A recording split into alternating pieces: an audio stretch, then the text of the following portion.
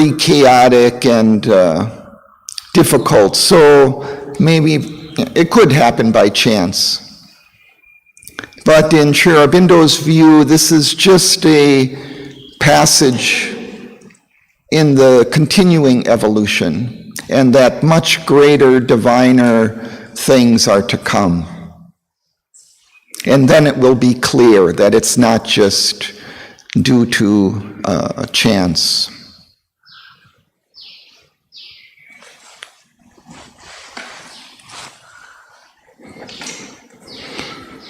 So I think we're at line 558 or so. Okay, so we'll, maybe Suresh, I'll go this way. Okay, no, he's up here. I'll go here. So would you like to begin reading? I'm not sure which line, because 558, I think. At times. Oh, okay. At times all looks unreal. It's just about 12 lines up from the bottom. So. At times all looks unreal and remote.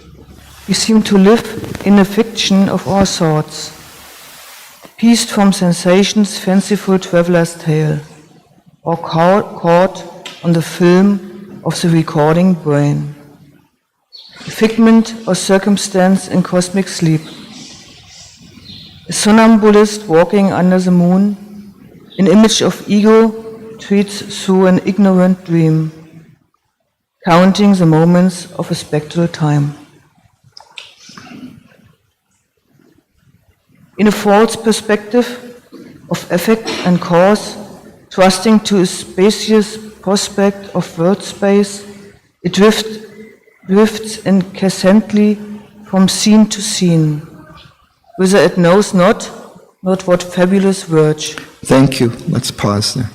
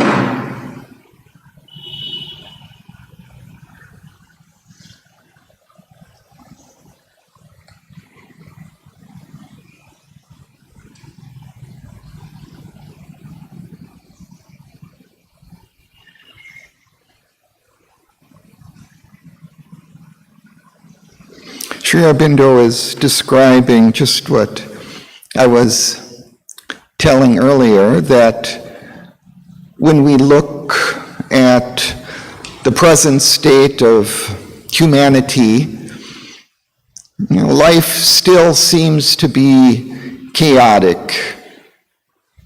And so it could seem as if this was just some kind of chance occurrence of somehow the brain became developed enough and began recording images of life around, but there was no real purpose or drift or destiny to which it was moving. It just kind of happened by chance.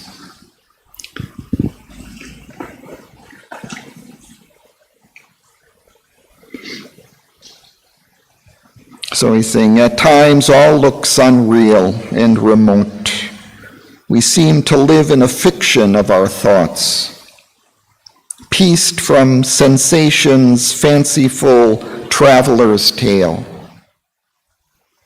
It's as if we just are getting these sensations of the world around us, and then we piece together some image or view of it. some fiction to make sense of it.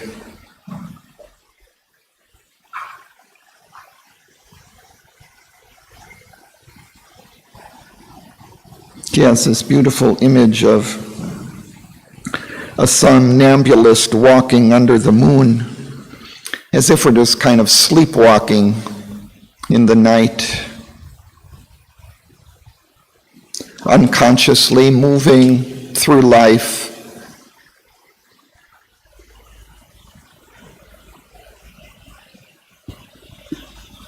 Counting the moments of a spectral time.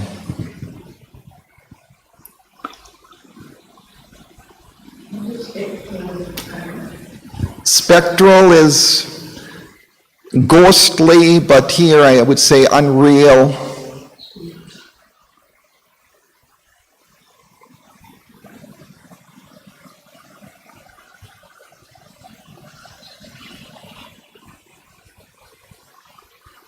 The mind is continually measuring everything, breaking everything down.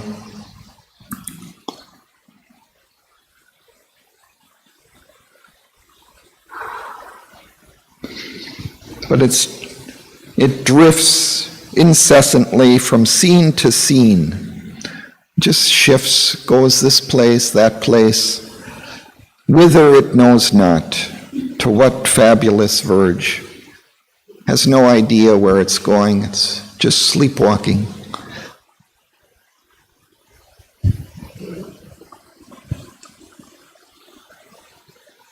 Whither is another form of whither? Whither is to where.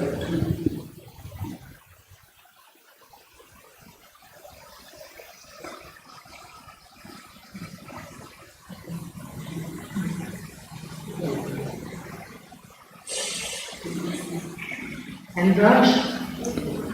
Verge. I think here it's destination or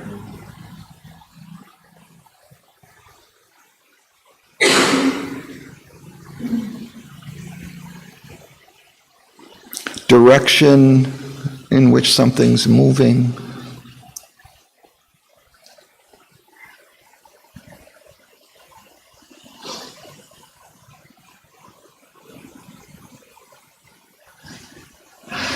So we'll continue with, sir, would you like to read next? Yes.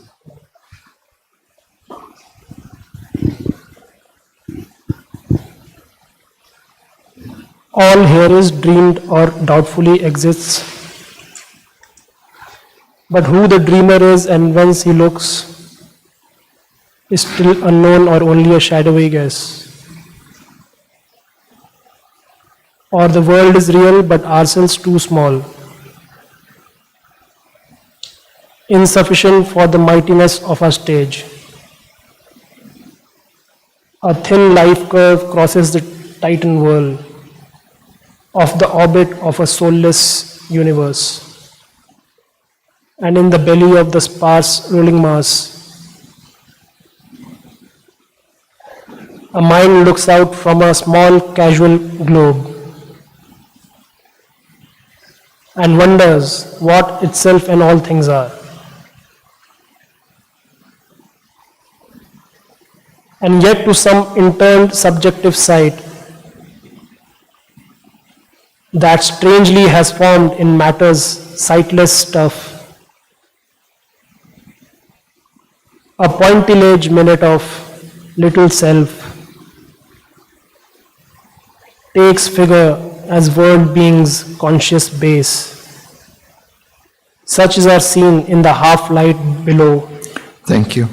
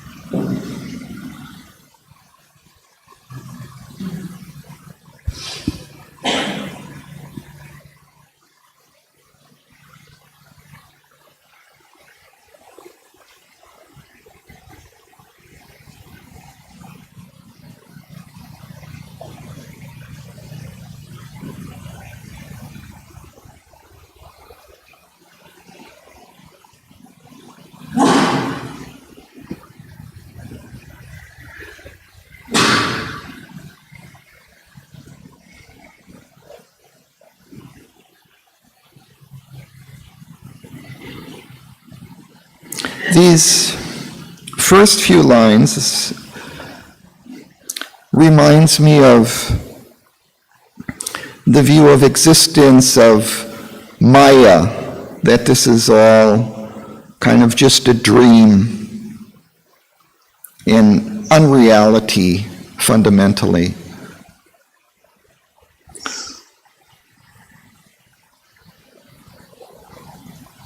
And beyond that dream, it's undefined. Maybe nothing exists, or what it is unknown.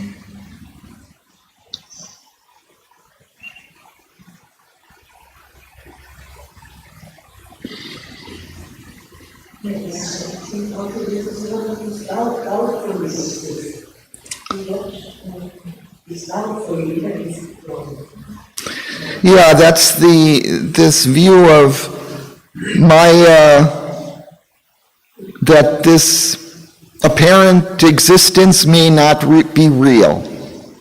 So it's doubtful that it actually exists. But it's doubtful to your sense perception. It's doubtful to us.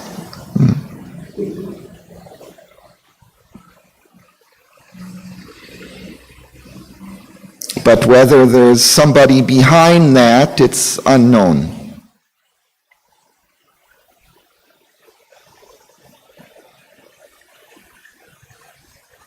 And then he presents, I think, more the scientific view of our existence. Or the world is real, but ourselves too small, insufficient for the mightiness of our stage.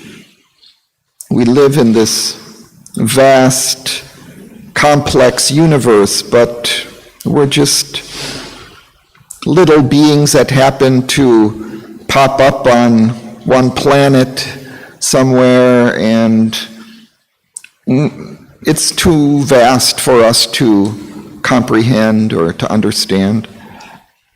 My meaning and success said, for the little fish, outside the water is dead, in the universe is life. I think I really. Yeah, we can only see our small little life, and what's beyond we can't see.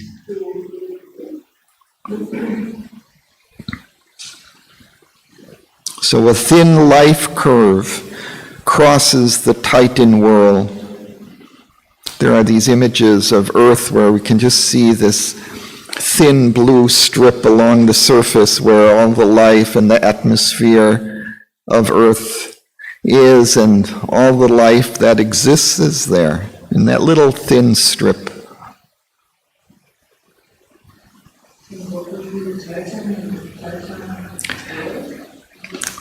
Well, Titan here, I think it's just great, huge, immense. The whirl of the planets and the suns, of the orbit of a soulless universe. The rest is just inconscient swirling of matter. But somehow on this planet there's this little thin atmosphere, and somehow life arose in that. And in the belly of the sparse rolling mass, the mind looks out from a small casual globe and wonders what itself and all things are.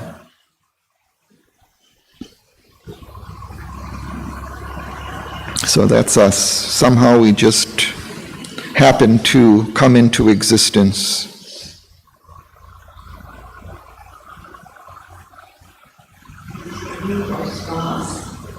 Sparse is spread out widely. So there are the suns, there are vast distances between each one.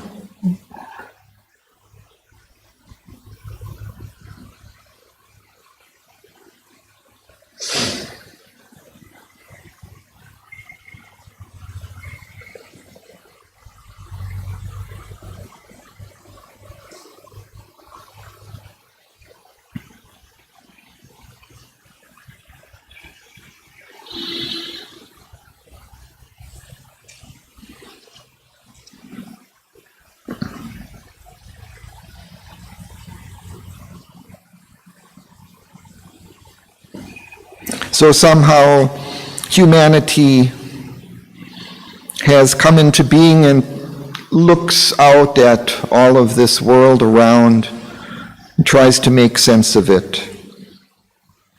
So, and yet to some interned subjective sight that strangely has formed in matter's sightless stuff, a pointillage minute of little self, takes figure as world being's conscious base.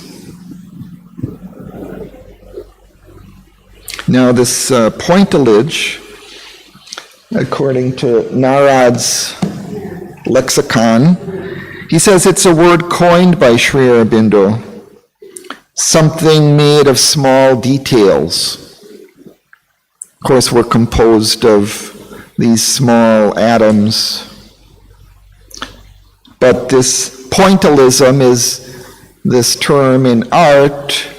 These French impressionist painters just make paintings with just small dots of color.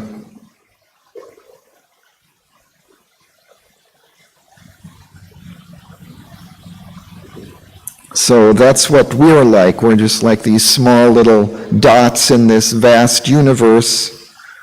But we take figure as world being's conscious base. Now we're the foundation of consciousness in this inconscient universe.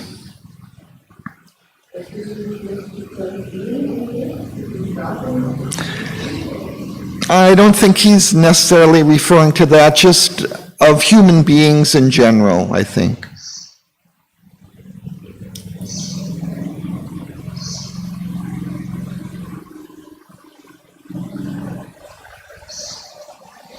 So such is our scene in the half-light below. So that's what it looks like in our half-light, in our semi-developed consciousness, mind.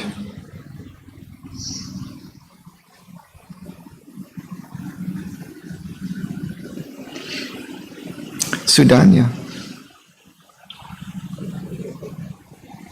This is the sign of matter's infinite. This the whole purport of the picture shown. To science the giantess measurer of her field, as she pores on the records of her close survey, and mathematicize her huge external world, to reason bound within the circle of sense, or in thought's broad, impalpable exchange, speculators in the tenuous vast ideas, abstractions in the void her fallacy. We know not with what firm values for its base, only religions in this bankruptcy presents its dubious recess towards heart, or science unprovisions checks on the beyond, or poverty shall there have its revenge, or spirits depart, discarding a little futile life into the blank unknown, or with them take death's passport into immortality. Thank you.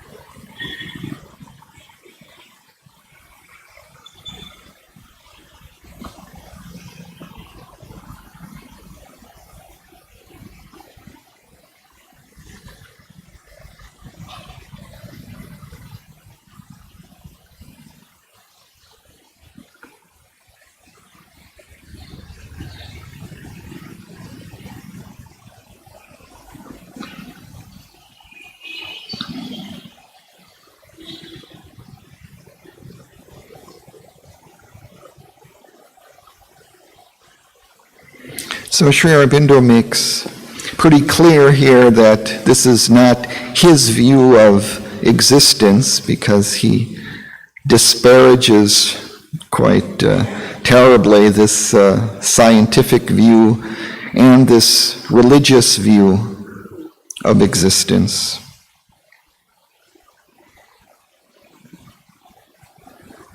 So he says, this, the weird purport of the picture shown, this is the strange significance or meaning of existence as shown by science, the giantess, measurer of her field.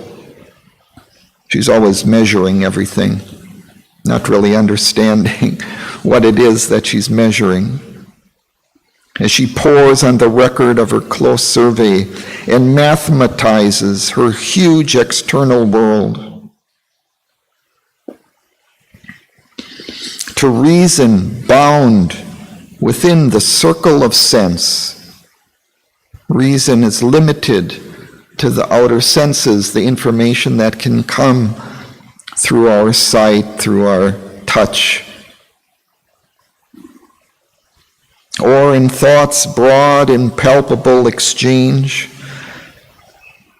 A speculator in tenuous, vast ideas. Now he seems to be talking more about philosophy. Abstractions in the void, her currency. It develops these abstract concepts to model possible realities or possibilities, but we know not with what firm values for its base. It makes conceptions, views, models of existence, of the universe, but on what basis what those models are made are pretty unsure.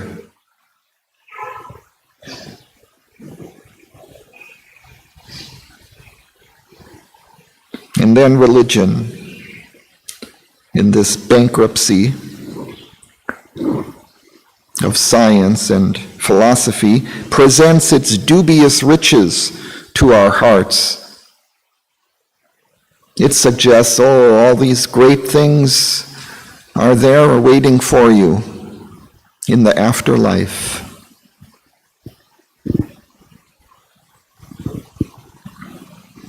Or signs unprovisioned checks on the beyond.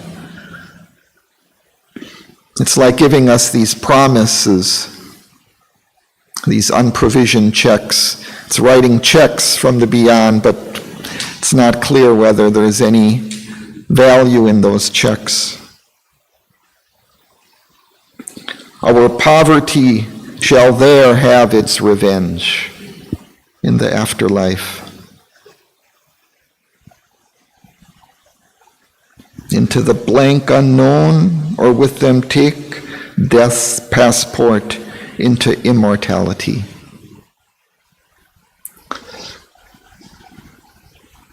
It promises us we'll have immortality, we'll have heaven, a delightful existence in the afterlife. So don't worry about this poverty now, this difficult life. To speak on this life, our spirits before is part of the future life. Yeah, this, according to religion, or at least some religions, this life of the world, it's just painful trial that we have to go through without real meaning, purpose. And then we depart, we die, and we go into another world.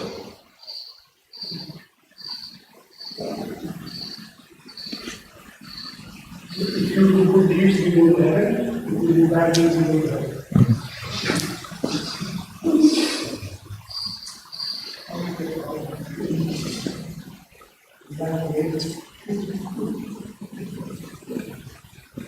What is the sign of matter in fish? This is the sign, well, that's what he was explaining earlier, I guess. This is the sign of matter's infinite. Perhaps that description of the universe that science also gives us of the planets and the stars and the galaxies, this immense physical universe. He's saying it sarcastically. This is the sign of matter, like in sarcastic is knowledge, that science means.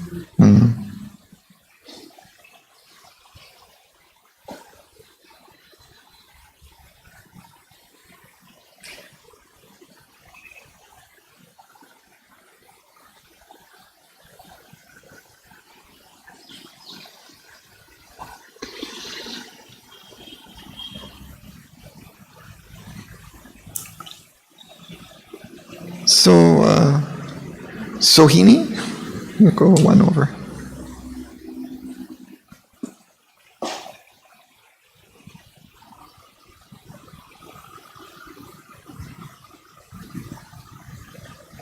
At the break there.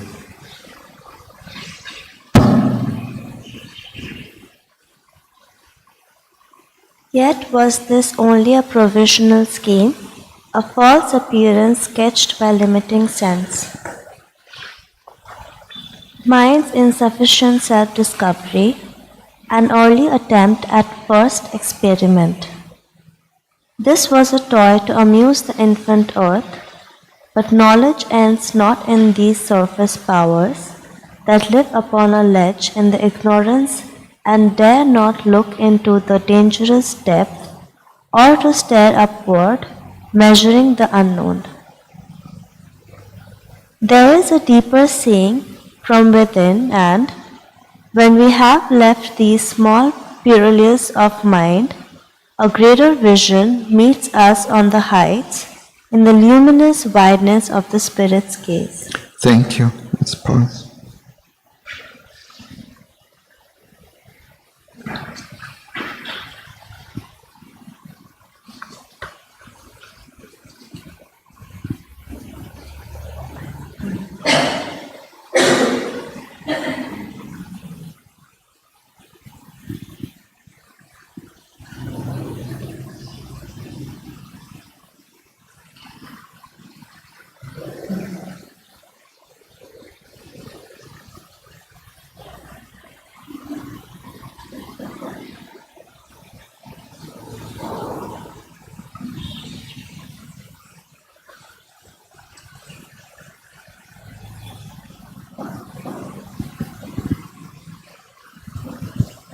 So Sri Aurobindo says that these views of science, of philosophy, of religion,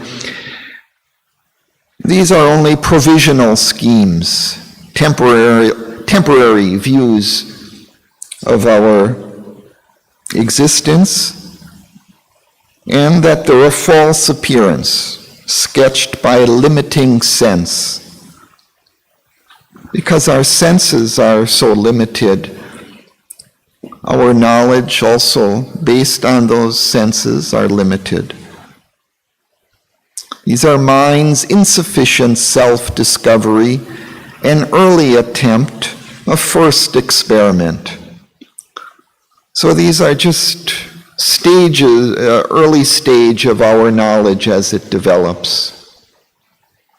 This was a toy to amuse the infant earth.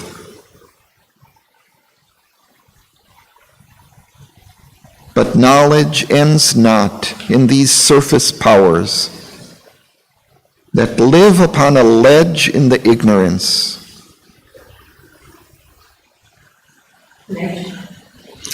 So a ledge, we think of a ledge of a mountainside. So it's just a little protrusion on a mountain cliff on which you can stand, just very narrow, and one is afraid to look down because of the depths to which one might fall, and one can't look up too far because you might lose your footing and fall off the edge.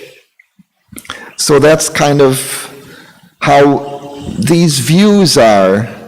It's like they're just a little temporary station where halfway up the mountain that the mind is at now, and it sees these great depths.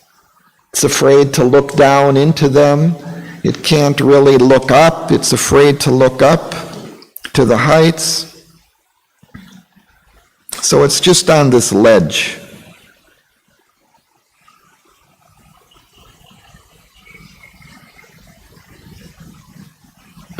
But he says there is a deeper seeing within us, from something deeper within than the mind. And when we have left these small purlieus of mind, purlieus are places that one frequents.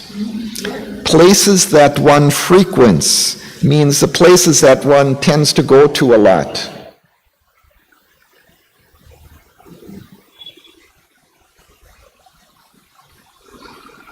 So these are little stations, little ideas that the mind continually kind of goes to.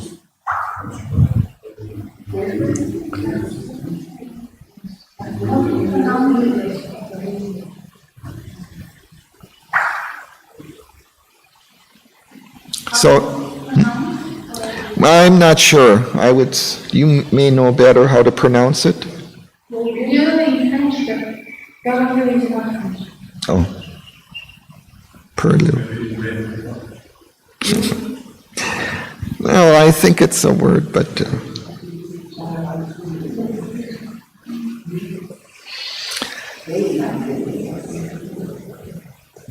so then he's saying, okay, we can move away from these surface thoughts of our mind, and when we can leave that behind, a greater vision meets us on the heights in the luminous wideness of the Spirit's gaze. So there it's where we can find a better perspective on all of this.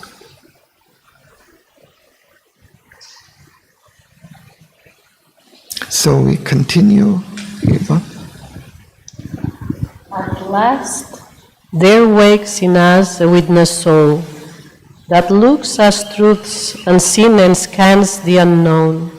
Then all assumes a new and marvelous face. The world quivers with a God-like at its core. In time's depth, in time's deep heart, high purposes move and live. Life's borders crumble and join infinity. This broad, confused yet rigid scheme becomes a magnificent imbroglio of the gods, a game, a work ambiguously divine. Our seekings are short-lived experiments made by a wordless and inscrutable power, testing its issues from inconscient night to meet its luminous self of truth and bliss. Thank you.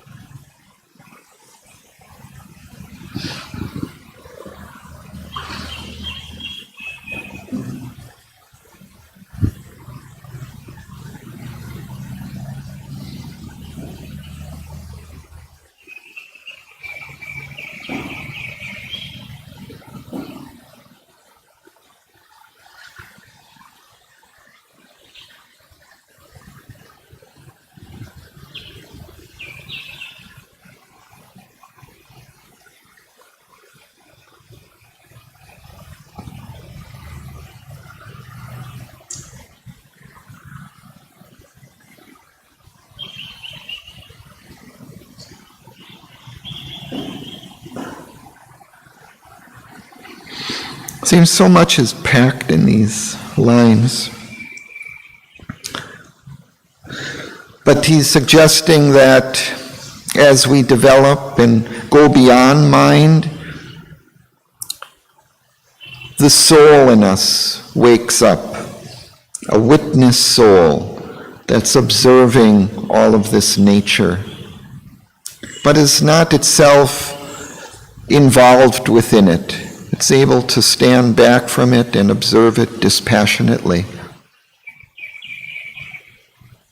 And it looks at truths unseen and scans the unknown. So it has a broader perspective and range than the surface mind. I think that is one of the very important knowledge also when there's a deeper seeing from this age, and then there is to make the witness soul, that you can observe and can step back and find the solution to the problem. I think that's such an essential. Yeah, the soul is able to stand back from the nature, from all this activity that's going on around us, and observe it, witness it dispassionately. Then all assumes a new and marvelous face. It all changes its view to us. It doesn't seem meaningless anymore.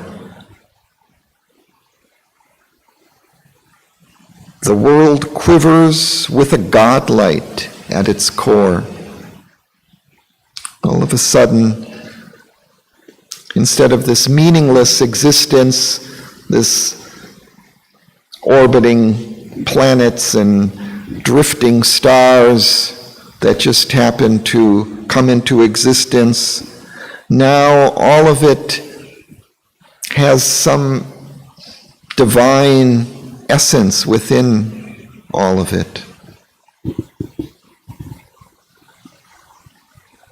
Quivers with a godlight at its core.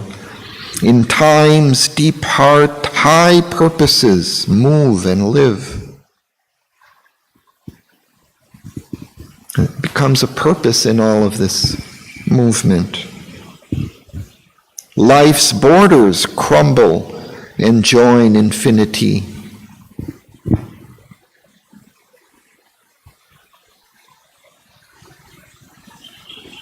This broad, confused, yet rigid scheme becomes this perspective of existence that we've had, becomes a magnificent imbroglio of the gods, becomes a magnificent, complicated, intricate situation or scheme.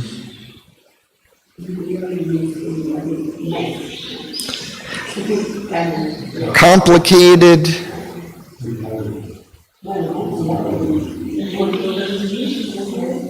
you can say mess, but that's a kind of disparaging view.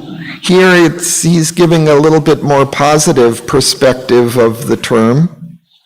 So I say complicated, intricate.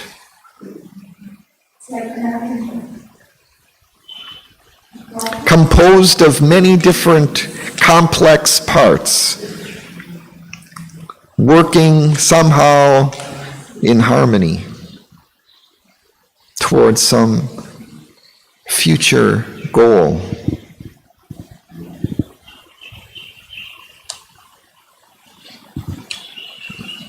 A game, a work, ambiguously divine.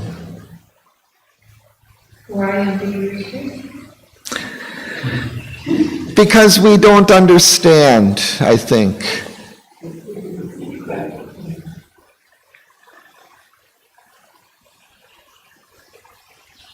It seems divine, but it's sort of half divine because it's all mixed with falsehood also, no?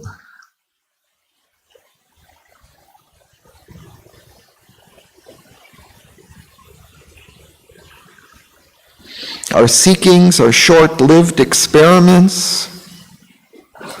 made by a wordless and inscrutable power. So even behind our seekings, these kind of superficial attempts of our mind, there's some greater power behind that too. And it's testing its issues from inconscient night.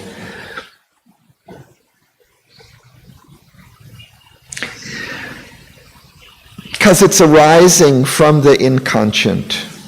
It's making kind of provisional schemes in the development of the mind as stages.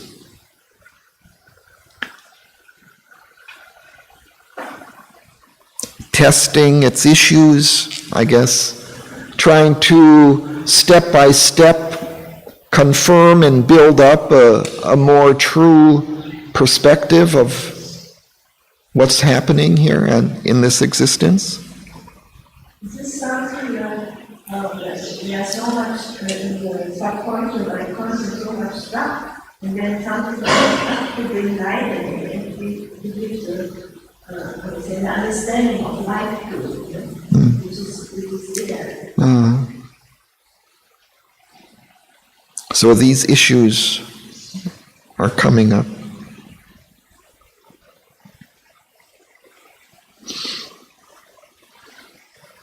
But it's doing this, power is working through all of this to meet its luminous self of truth and bliss. So he's suggesting that there's a purpose and there's a goal towards which all of this is moving, and that is truth and bliss.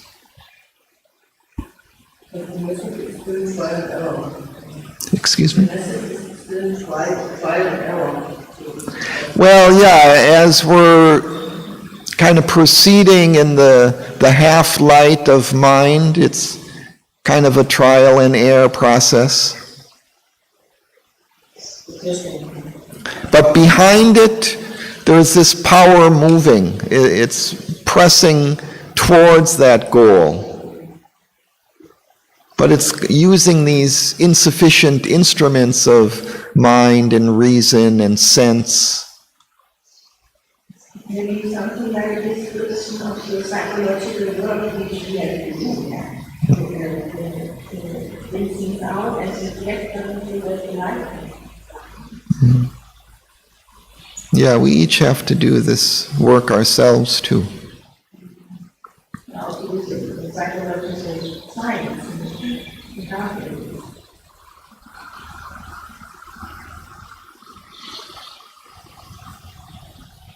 B? It peers at the real through the apparent forms. It labors in our mortal mind and sense amid the figures of the ignorance.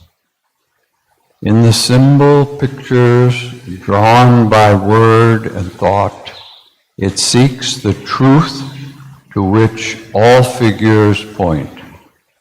It looks for the source of light with vision's lamp.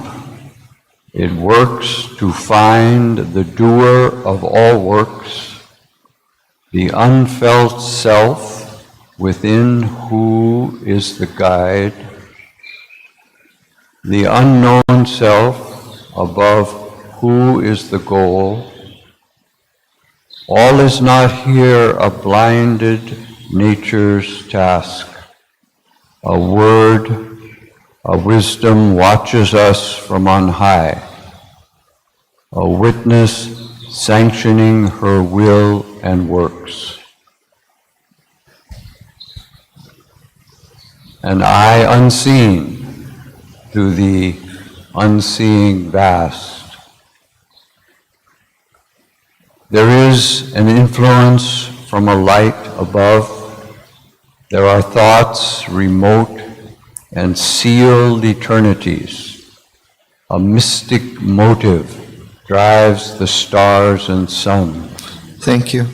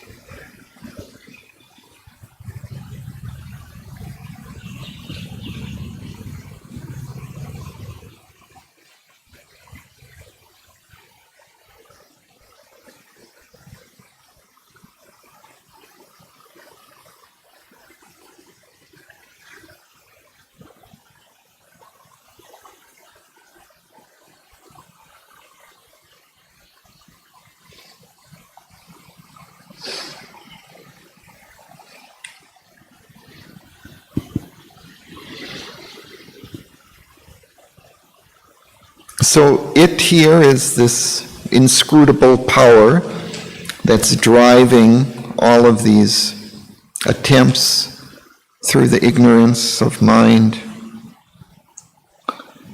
So this power peers at the real through the apparent form.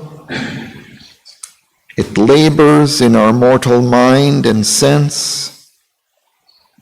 It's working within our limitations, amid the figures of the ignorance,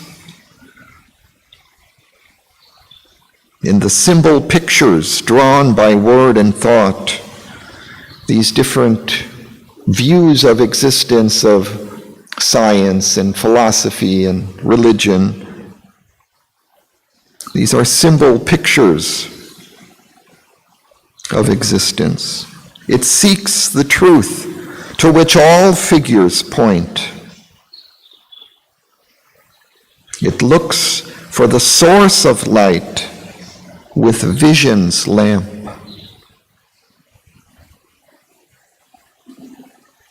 It works to find the doer of all works. If you look for the light to the vision lamp, it's very difficult. The lamp is more.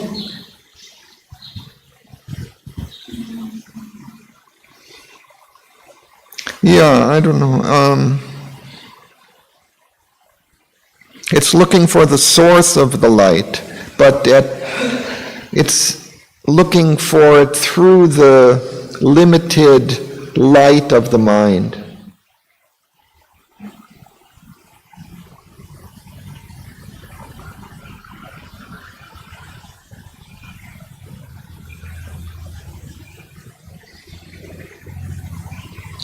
Similarly, it works to find the doer of all works, that ultimate source of power and action, not just the superficial one, the instrument that's doing the work, but the ultimate doer,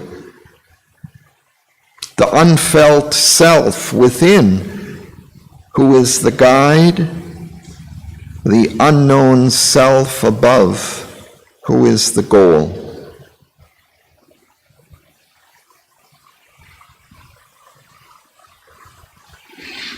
It's an interesting couplet. It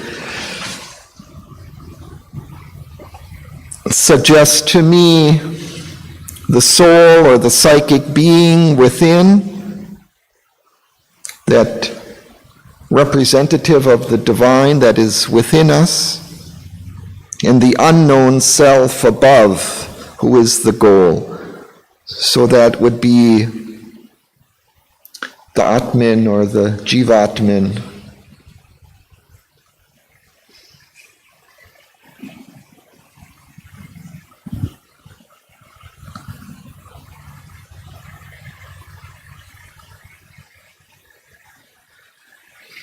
And he assures us all is not here a blinded nature's task. It's not just nature at work here, working in through these unconscious forces, material force, that there's a divine guidance, a divine power behind, which is moving this, is influencing it, is guiding it. A word, a wisdom watches us from on high. A witness sanctioning her will and works. An eye unseen in the unseeing vast.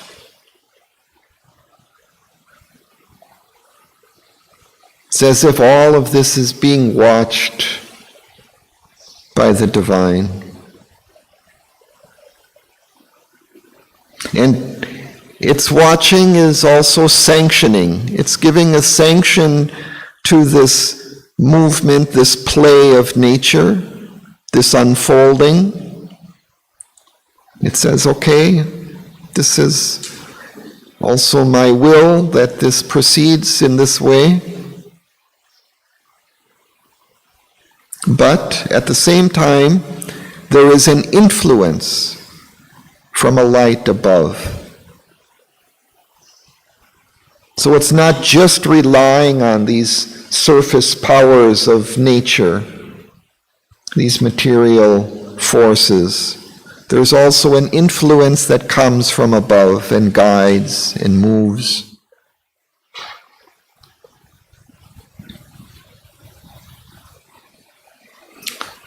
There are thoughts remote in sealed eternities. There are higher thoughts in consciousness that direct things here in sealed eternities. Sealed, I guess, from our vision, our sight, our experience.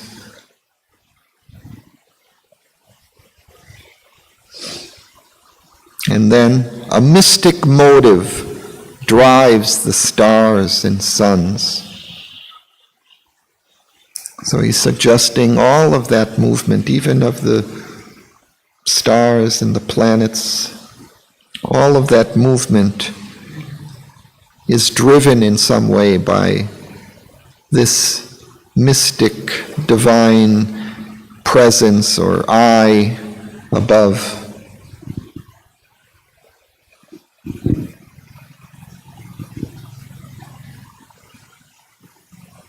When I was thinking all this kind of question, why did not treat people with water? They were, water.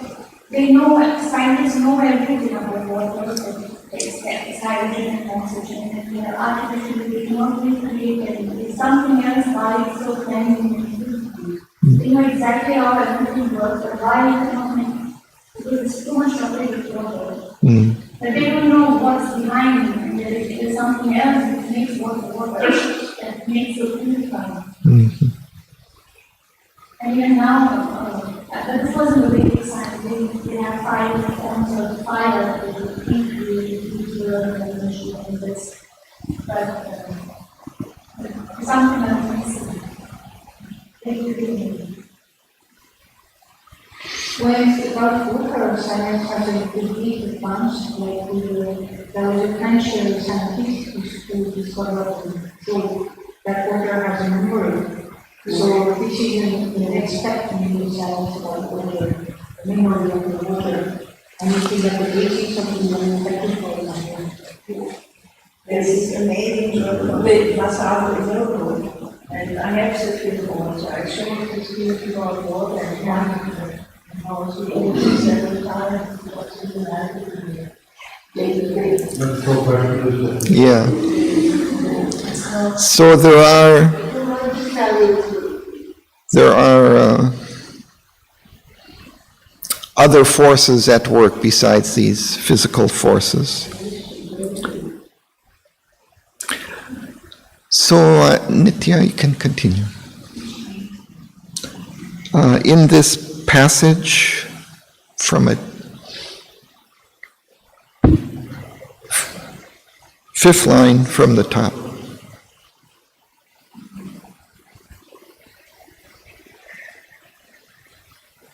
In this passage from a deaf, unknowing force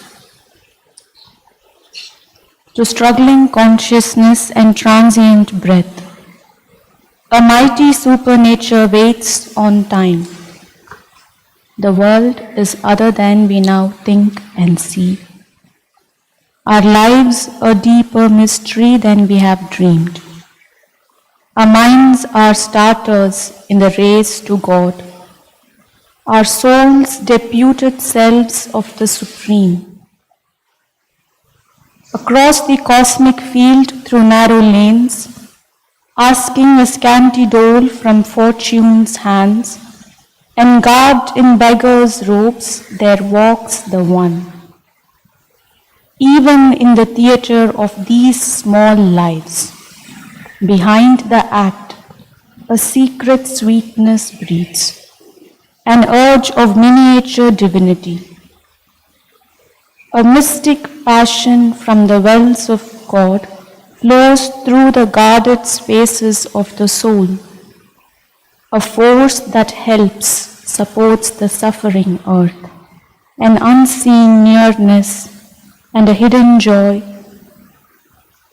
There are muffled throbs of laughter's undertones, the murmur of an occult happiness, an exaltation in the depths of sleep, a heart of bliss within a world of pain. Thank you.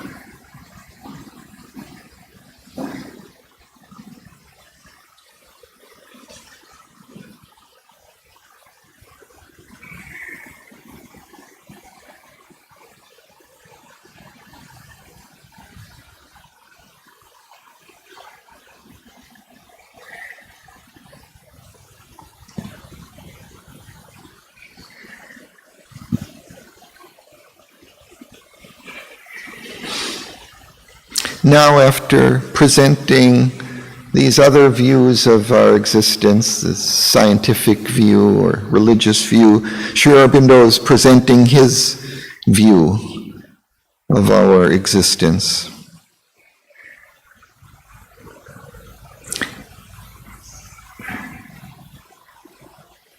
And he's giving it, from the beginning here, this sense of it being a passage, a movement from a deaf, unknowing force to struggling consciousness and transient breath, and a mighty supernature waits on time.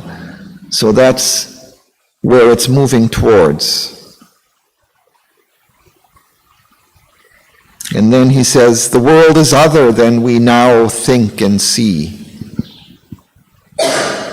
Our lives a deeper mystery than we have dreamed. So there's much more to this existence than we see on the surface, on the physical surfaces of things, or in the shallow emotions and interactions. Our minds are starters in the race to God.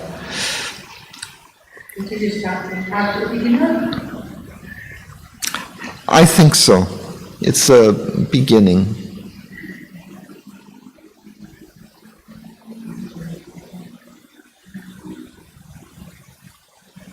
Our souls, deputed selves of the Supreme. So even our souls are kind of representatives of the Supreme here.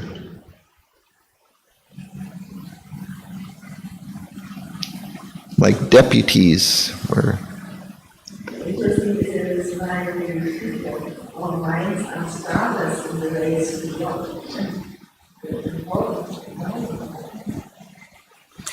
yeah, mind is, but it's just the start. It's just the start of the race.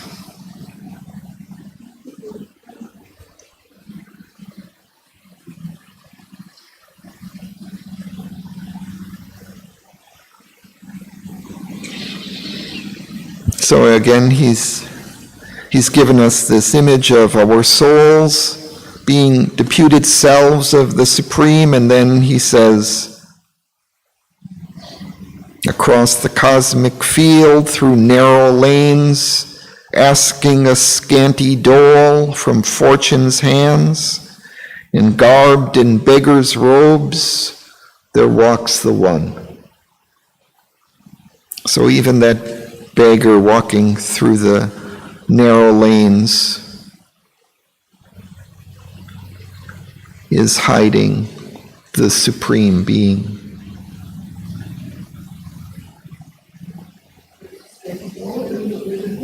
Yeah, a little, he's asking for a small donation, a small amount of money to buy some food.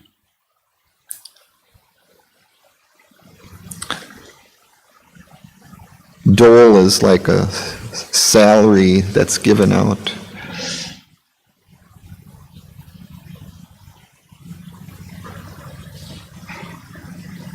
So, and even in the theater of these small lives, behind the act, so now he's telling us of these subtler spiritual influences that are there.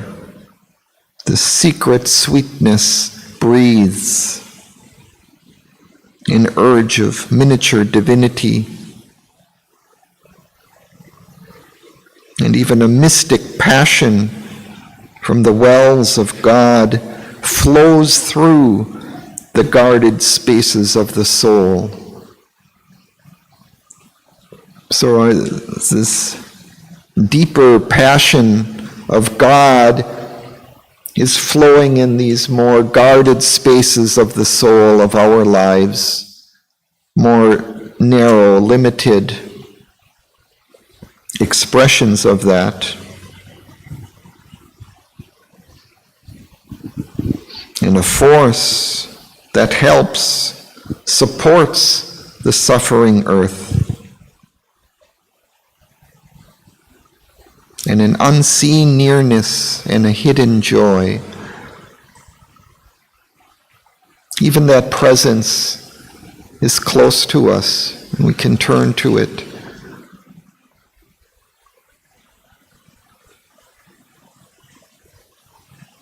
There are these muffled throbs of laughter's undertones.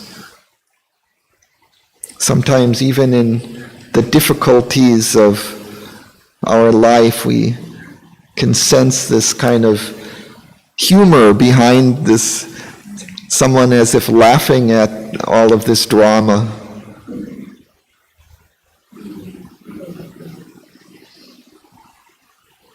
The murmur of an occult happiness. An exaltation in the depths of sleep.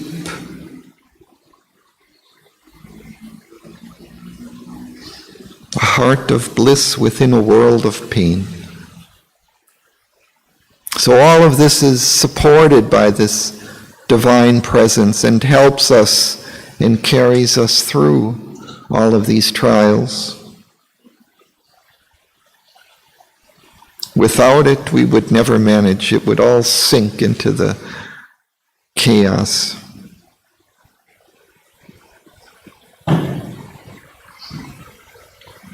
We'll continue.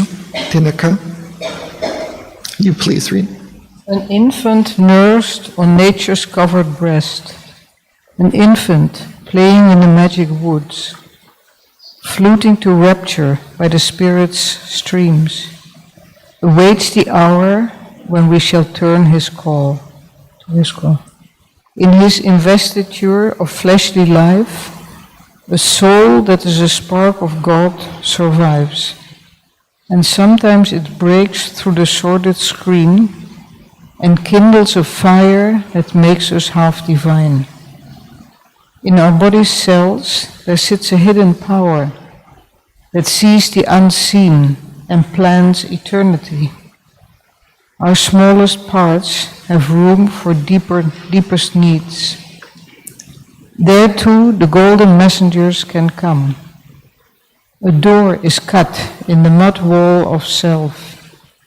Across the lowly threshold with both heads, angels of ecstasy and self-giving pass. And lodged in an inner sanctuary of dream, the makers of the image of deity live. Thank you.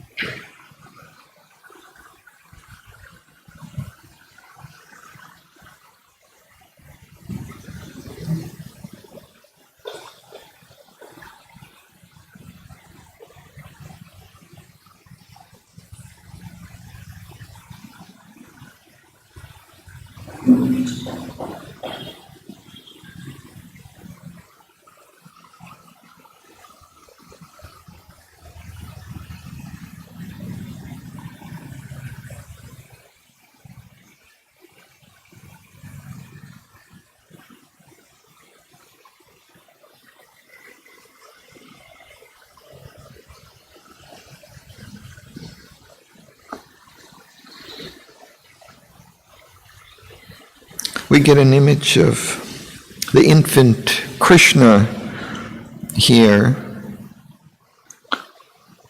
nursed on nature's covert breast, playing in the magic woods, fluting to rapture by the spirit's streams. He awaits the hour when we shall turn to his call. Dying is near the spirit streams. Yeah.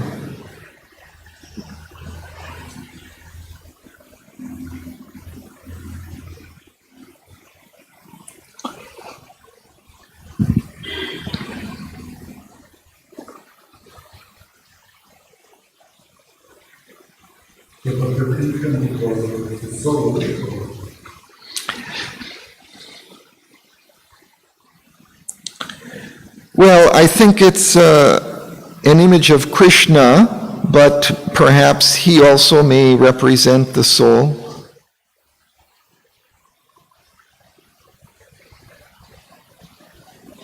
It's interesting that when sometimes people get in contact with their soul, with their psychic being, they hear this fluting or these magical sounds when they go deep within. So it's connected also with the soul. Perhaps he is there within our soul.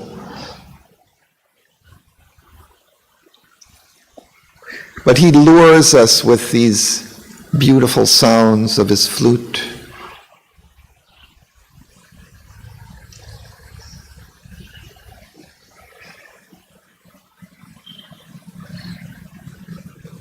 Krishna is all the divine, but Krishna is the most symbol of the light aspect.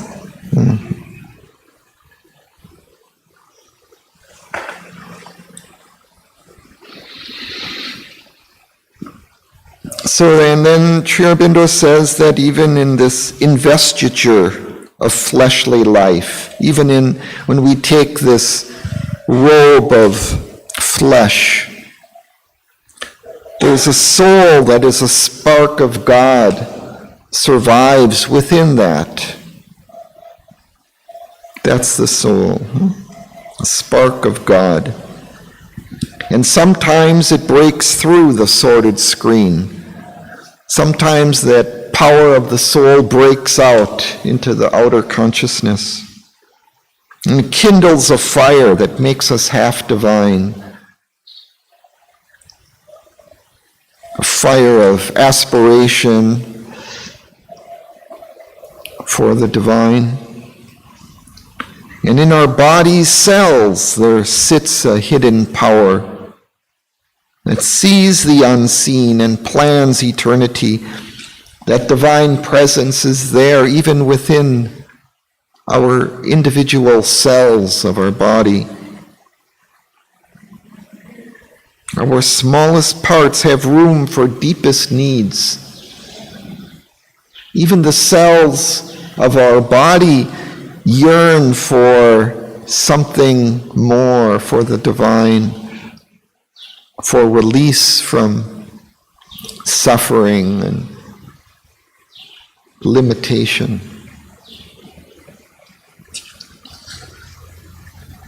And there too the golden messengers can come. The divine influx from above can enter even into ourselves.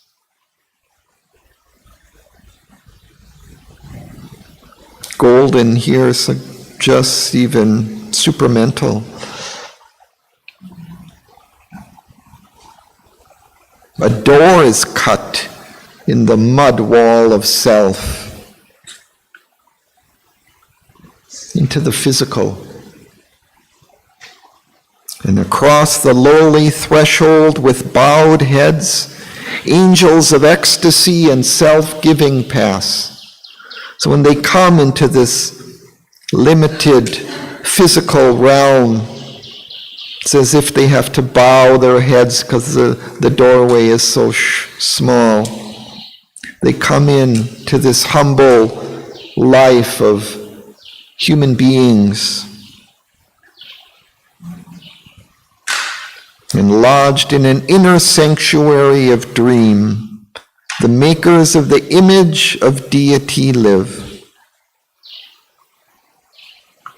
They're lodged in the inner soul, making images of deity. And then he describes, that's where we ended.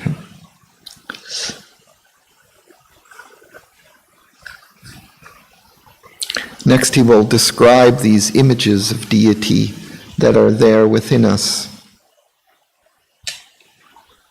Pity, sympathy, tenderness. Okay, I think we stop there for today.